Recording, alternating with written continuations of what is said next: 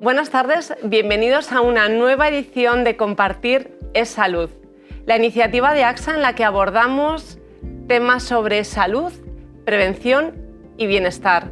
Hoy vamos a hablar sobre salud en la mujer y para ello lo haremos de la mano de la doctora Mercedes Herrero, ginecóloga de Gine4 dentro del grupo HM Hospitales. Muy buenas tardes, Mercedes. Gracias por acompañarnos. Para mí es un placer que me invitéis porque además me trae muy buenos recuerdos esta casa, así que encantada. Bueno, pues vamos a ir directamente sobre datos. Datos, evidencia científica que nos dice que efectivamente necesitamos tratar a la mujer de forma diferenciada a lo largo de las diferentes etapas de la vida. De hecho, la OMS define el Life Course Approach como una estrategia para asegurar el bienestar en todas las edades, mediante una atención continua, prevención y tratamientos adecuados a cada fase vital. Mercedes, ¿podríamos decir que todos los eventos y experiencias que ocurren a lo largo de la vida de la mujer van a influir sobre su salud, sobre su bienestar y sobre su trayectoria vital? Por supuesto que sí. Además, fíjate, la definición que hizo la OMS hace ya más de 50 años de salud ya nos dice que no es la ausencia de enfermedades, es el bienestar físico, emocional y social. Y nosotros tenemos que acoger a las mujeres en nuestra asistencia desde todos esos perfiles, claro que sí.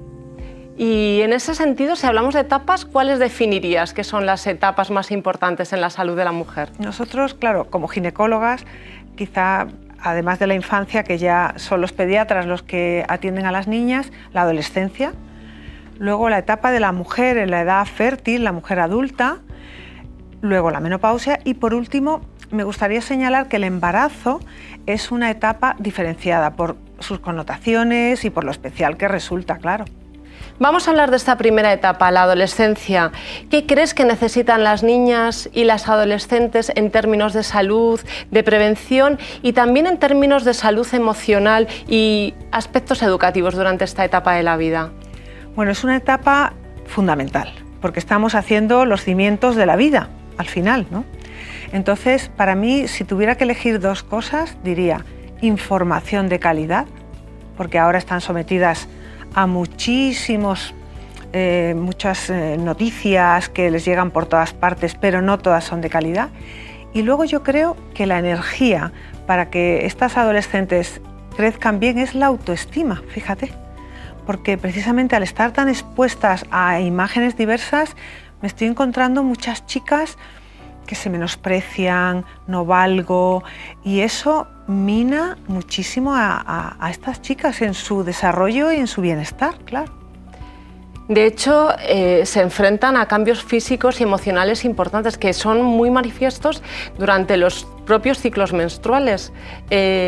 ¿Cómo abordamos esto, Mercedes? A ver, ellas vienen de una etapa que es la infancia, que vamos a decir que es siempre van creciendo, pero no tienen ninguna fluctuación y se enfrentan de repente a esa ebullición hormonal, ¿no? que es la adolescencia y que en el caso de las chicas tiene la particularidad que se encuentran con el ciclo menstrual, donde ellas cambian sus hormonas mes a mes, al principio con más irregularidad y tienen que conocerlo. Por eso digo que es tan importante que conozcan que pueden estar tristonas si están premenstruales, que pueden estar eufóricas si están en la ovulación y que eso no es que estén mal, es que si les damos una información de calidad tienen que aprender a conocerse en esta nueva etapa. Vayamos con algunos datos sobre salud mental. Según el estudio reciente de salud mental del Grupo AXA, los jóvenes entre 18 y 24 años son el grupo de población con peor salud mental. Un 25% dice tener estados de depresión severos, un 70% ansiedad. Además, los datos recogen que estas patologías son más frecuentes en mujeres que en hombres, un 50% en mujeres frente a un 36% en hombres. Hablamos de presión social, hablamos de hiperconexión digital. ¿Cómo influyen estos aspectos en el plano emocional? Bueno, influyen y mucho. Hay un tema que no podemos obviar y es que los adultos jóvenes de hoy han vivido la pandemia en la adolescencia. Yo creo que ahí han tenido su puntito de dificultad de relación social, de minimizar la actividad. Pero sin duda el nivel de exigencia al que se enfrentan las chicas ahora no se parece a cuando nosotras éramos pequeñas, que tú estudiabas, más o menos tenías tus inseguridades, pero las cotejabas con un entorno uno a uno, un entorno real. El problema es que ahora ellas se están enfrentando a querer ser con unos ideales que son muchas veces falsos y están sufriendo por eso, yo creo que en exceso. Sí. De hecho, hablando de educación sexual, recordaba un artículo muy reciente en El País en el que nos informan de un estudio que hizo Save the Children en España, donde dice que el 49,6% de las adolescentes demanda más información sobre salud sexual. ¿Qué necesitamos aportarles? ¿Cómo abordamos esta situación?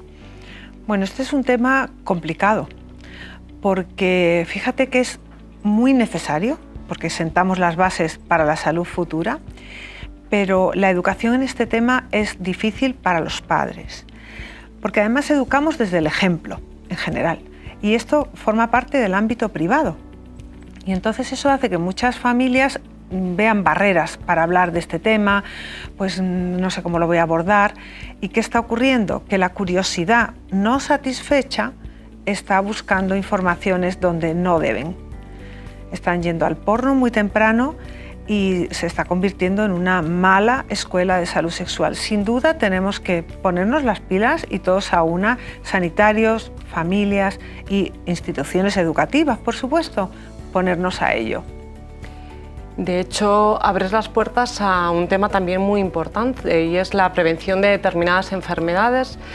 ¿De qué manera podemos influir, prevenir determinadas enfermedades para que realmente luego tengan menos impacto en la edad adulta? Claro, si hablamos de salud sexual, fíjate que ellos se exponen cada vez desde más jóvenes a las relaciones sexuales y yo pongo un ejemplo que son el ejemplo de las CES. Cuando yo le digo a mis pacientes jóvenes, es que si tienes relaciones heterosexuales han de ser siempre con preservativo, y todas te miran como, el preservativo. Digo, sí, las 3 Cs. Si en el coche te pones el cinturón y en la moto casco, las relaciones con condón. A ver si así les entra. Y luego también el plano emocional, que también son 4 Cs en este caso. Relaciones consentidas, quiero tener relaciones, consensuadas, cómo las quiero tener. Por supuesto, conscientes. Las relaciones con alguien inconsciente, eso es un delito. Y siempre insistir en que sean cuidadas. O sea, que realmente es la búsqueda del placer, que eso está claro, pero con otro o sin otro, pero no a costa de otro. Y eso tenemos que insistir muchísimo desde muy pronto. Qué mensaje tan importante, Mercedes.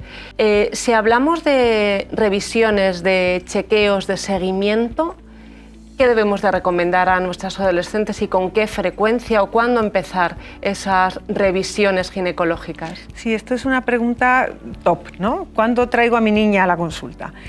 Y fíjate que es muy importante también tener acceso a poder acudir a esas consultas, porque estas son unas edades en las que están fuera de los cribados pediátricos, ya son grandes, el pediatra les da el alta, pero todavía son pequeñas para entrar en cribados ginecológicos estándar.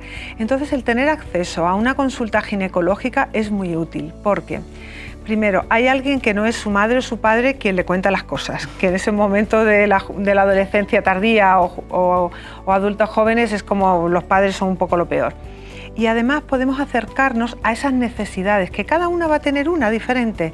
Pues si han empezado a tener relaciones, qué dudas tienen respecto de la anticoncepción. Hay también un dato que es que los embarazos no planificados están aumentando en España. Y todo eso lo podemos abordar desde la confianza y el trato uno a uno de una consulta de ginecología, sin duda. Grandes reflexiones, de verdad que sí. Mercedes, voy a abordar otro tema que también es muy propio de la adolescencia y lo quiero acompañar con algunos datos. La Sociedad Española de Médicos Generales nos dice que la prevalencia de trastornos de la conducta alimentaria en mujeres de los 12 a los 21 años oscila entre un 4,1 y un 6,4% y es 10 veces más alta en mujeres que en hombres. ¿Qué señales tempranas deberíamos detectar desde las familias o incluso desde las propias instituciones educativas? Sí, bueno, los TCA, los trastornos de la conducta alimentaria, muchas veces somos los ginecólogos, fíjate qué raro puede parecer, los primeros que ponemos en alerta a esa familia. ¿Por qué? Porque el síntoma principal, como bien sabes, es que las chicas se quedan sin regla.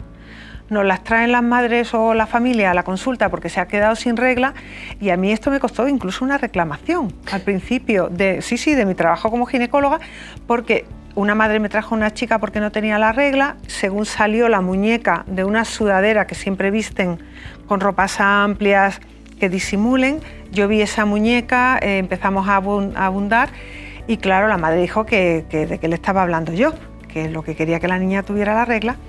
Entonces muchas veces las propias familias les cuesta reconocer, no porque no estén atentos, sino porque es un cambio tan sutil, tan poco a poco, que se integra en que la niña quiere estar más sana, quiere hacer más ejercicio, se cuida más, y no somos tan conscientes porque al final, es lo que te digo, el día a día nos cuesta y tiene que ser alguien de fuera que con unas gafas, como digo yo, un poco sensibles a este tema, se dé cuenta y genera sorpresa. Yo la sensación que tengo es que en las familias muchas veces genera sorpresa, pero sí, los ginecólogos muchas veces somos los primeros en detectarlo. Y terminamos la adolescencia y entramos en una nueva etapa, y es la edad fértil de la mujer, donde surgen necesidades completamente diferentes, necesidades y desafíos que necesitan un asesoramiento específico, asesoramiento desde el punto de vista muchas veces de la propia planificación familiar, desde el autocuidado o desde la preparación para la siguiente etapa y ese asesoramiento desde el punto de vista reproductivo.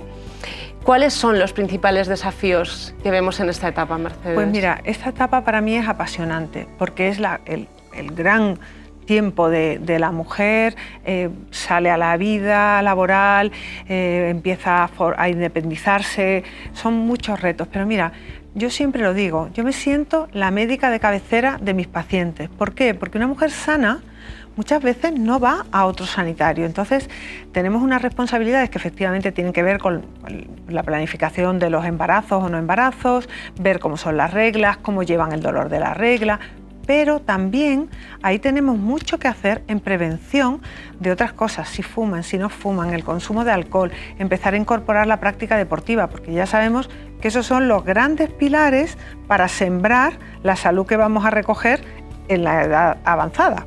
Efectivamente, y en ese sentido es verdad que me parece que es importante que abordemos enfermedades que son más frecuentes y sobre todo cómo prevenirlas, porque ya sabes que nosotros en AXA damos especial importancia a la prevención y al diagnóstico precoz de las enfermedades. ¿Qué es lo que nos recomiendas? Bueno, nosotros desde las consultas de ginecología tradicionalmente las mujeres iban a hacerse la citología.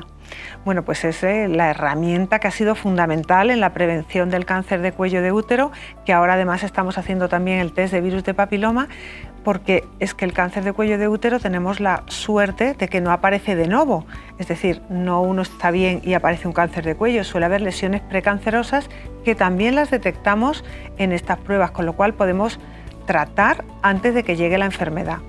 Y luego el otro gran grupo de enfermedades son las enfermedades mamarias, y donde la mamografía se ha convertido en la herramienta fundamental para el diagnóstico precoz, que además nosotros tenemos la suerte desde la consulta de poderlo hacer desde etapas más precoces, según las guías internacionales, y adaptando qué pruebas y cada cuánto según la necesidad de cada mujer, porque no todas las mujeres tienen el mismo riesgo.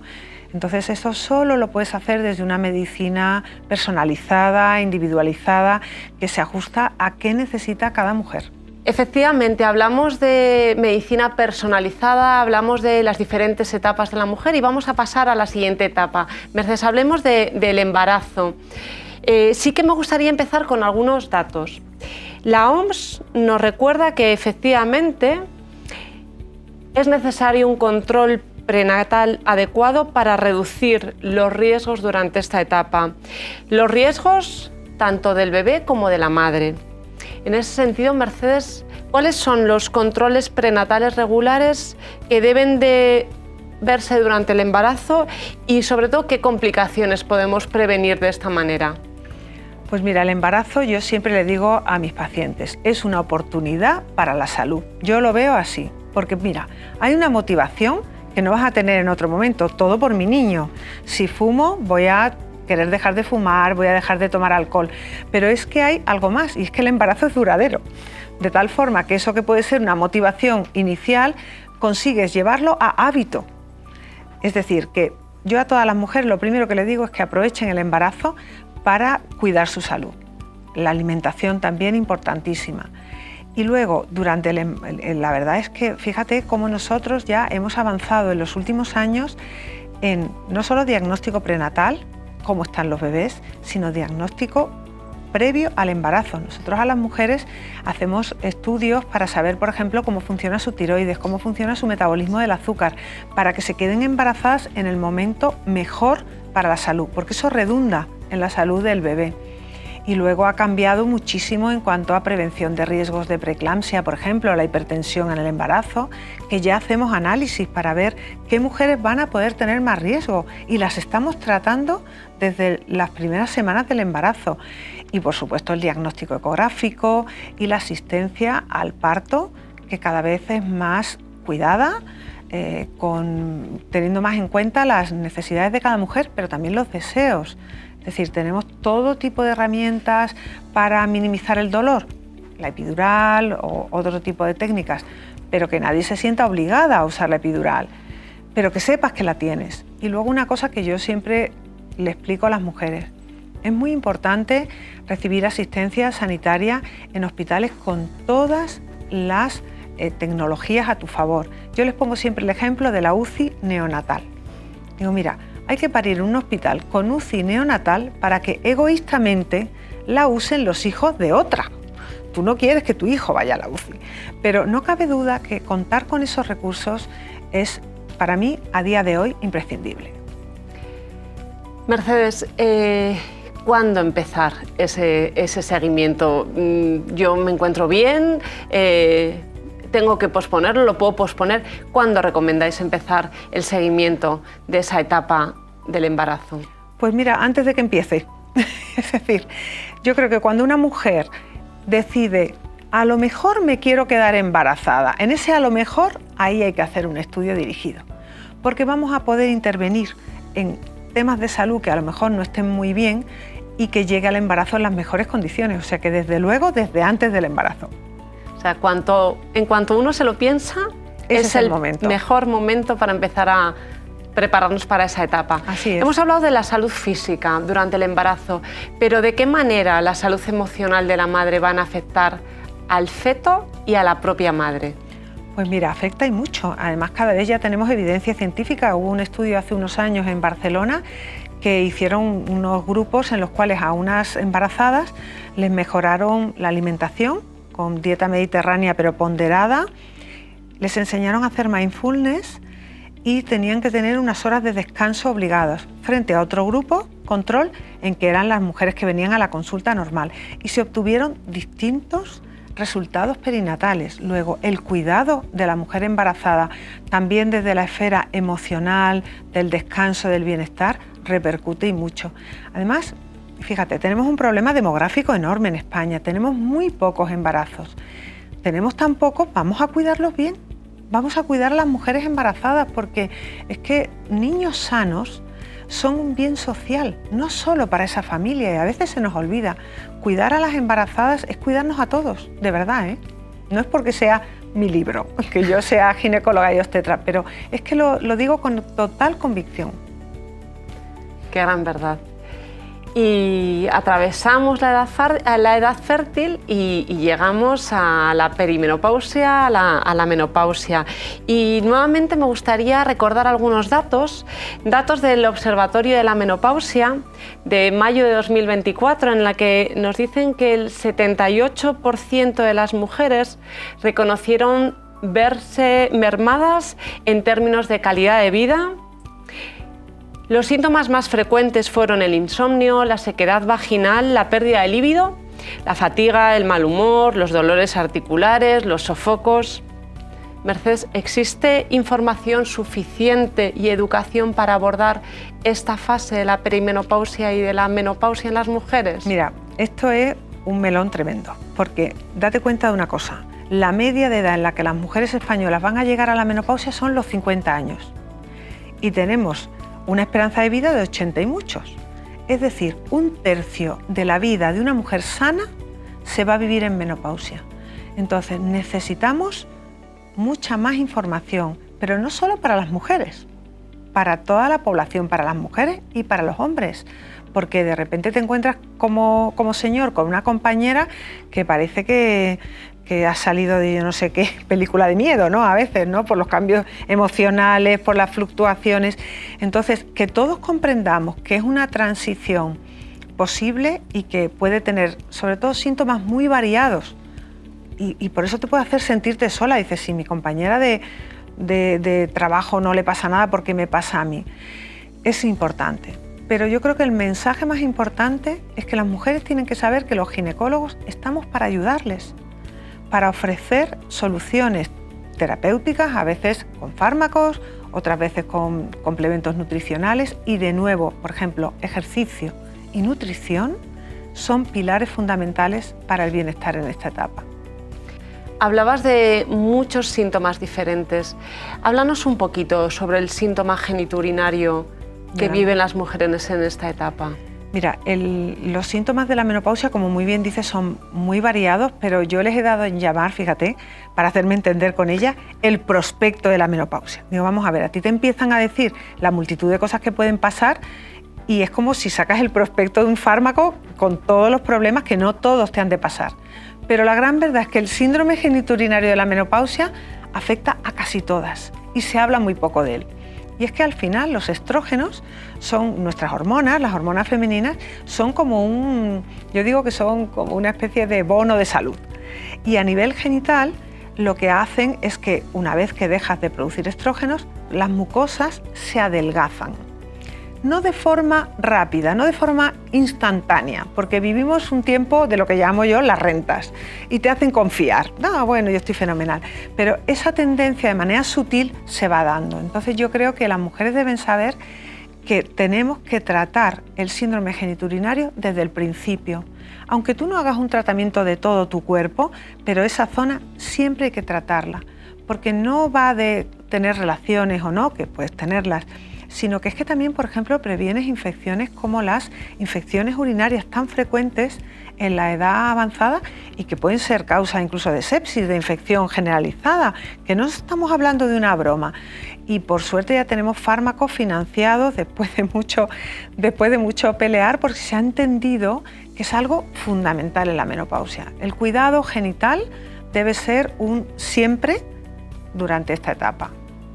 En base a esto, ¿cómo deberíamos de cuidarnos las mujeres para afrontar mejor esta etapa de la menopausia, perimenopausia? Pues mira, fundamental empezar a cuidar hábitos de vida. ¿Que no has hecho nunca deporte? Empieza. Esto es como obligatorio.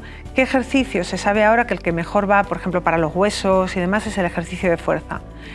¿Que estabas fumando? Lo tienes que ir dejando. ¿Que tomas alcohol? Intenta alcohol cero o la mínima cantidad. Y la alimentación, cuidarse no es dejar de comer, es comer alimentación sana, es tomar proteína, es tomar verdura y de forma ordenada. Y luego, si además de eso necesitas, porque tienes más síntomas, tenemos fármacos. El mensaje para mí sería, hay formas de que tú mejores tu calidad de vida.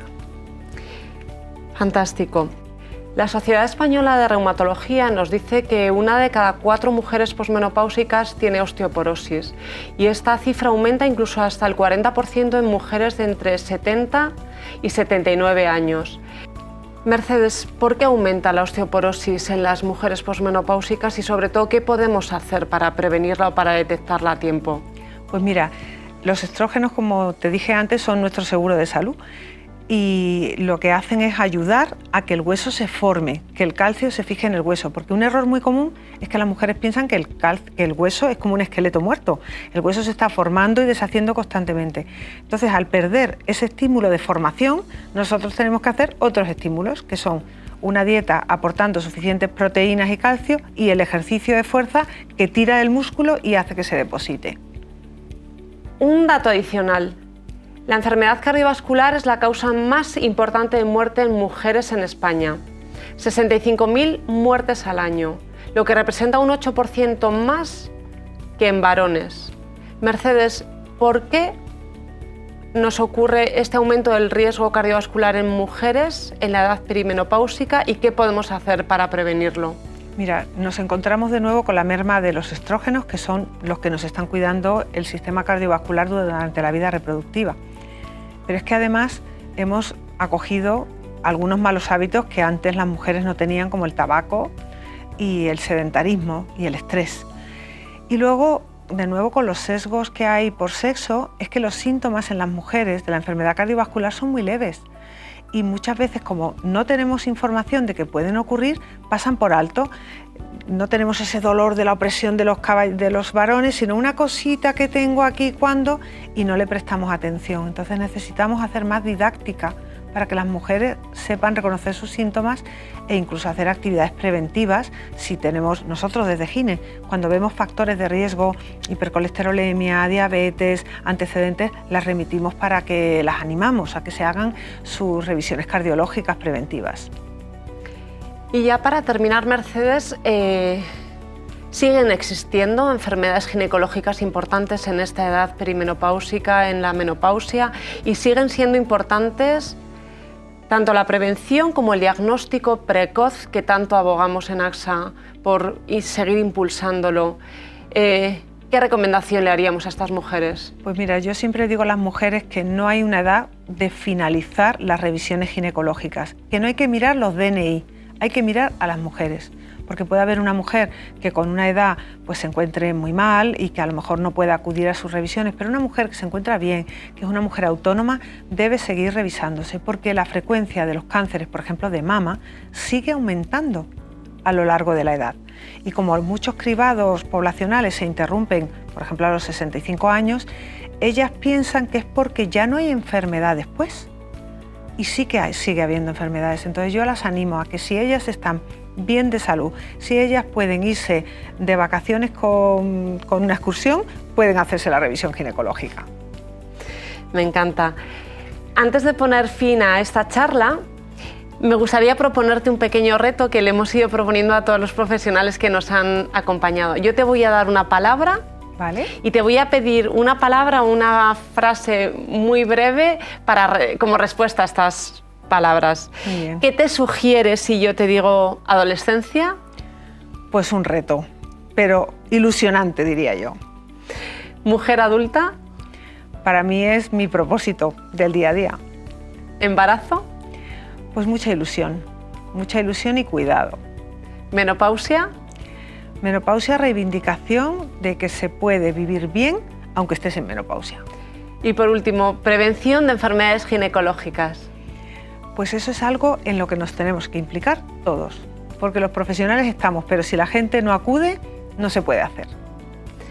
Muchísimas gracias, Mercedes. Ha sido un placer compartir este ratito contigo, charlar, poner luz, poner foco y sobre todo llevarnos esos pequeños tips a casa que nos recuerdan la importancia de efectivamente abordar la salud de la mujer de forma diferente según sus etapas, la importancia de la prevención, del diagnóstico precoz y de seguir trabajando por tener una mejor calidad de vida. Gracias, Mercedes, de nuevo por tu compromiso con la salud de la mujer. Muchas gracias a vosotros por invitarme, es un placer. Terminamos aquí la entrevista con Mercedes Herrero. Agradeceros que nos hayáis acompañado en este nuevo webinar Compartir es Salud de AXA e invitaros a que os paséis, si queréis seguir aprendiendo sobre salud, sobre bienestar y sobre prevención por nuestras redes sociales. Muchas gracias y hasta la próxima.